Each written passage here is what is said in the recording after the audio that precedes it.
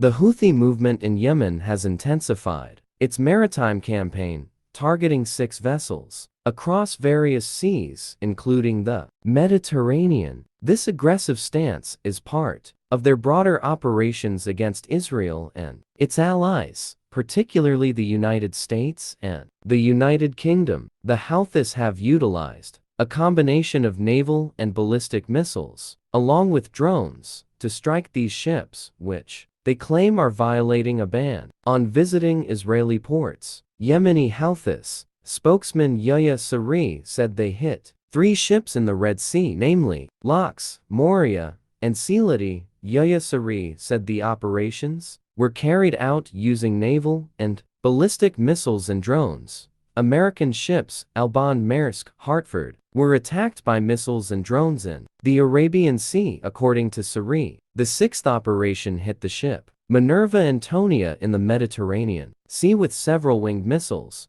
Houthis will target any ship supplying, transporting goods to Israel. Yemen's Houthis have a hypersonic missile. All the aforementioned ships were targeted for violating the ban on visiting the ports of occupied Palestine, he said. This action is part of their broader operations against Israel and its allies, particularly the United States and the United Kingdom.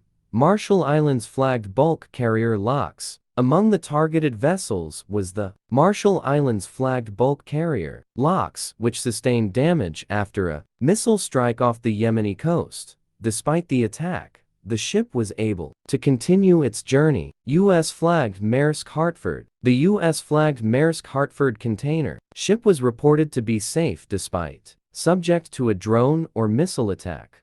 Solidarity with Palestinians. The Houthis have described their attacks as acts of solidarity with Palestinians amid Israel's war in Gaza. They have been targeting shipping since November and have expanded their attacks to other busy waterways. International Court of Justice order. The attacks occurred as Israeli tanks moved into Rafah, despite an order from the International Court of Justice to end its attacks on the city. Impact on Laks. The Laks was struck by 5 missiles, but remained seaworthy, with no injuries reported among the crew. The vessel's security company, LS's Sapu, confirmed the ship was not taking on water or tilting. Laks's destination. The Laks's last reported position was on May 28, with the destination of Bandar Imam Khomeini in Iran, according to leg shipping data.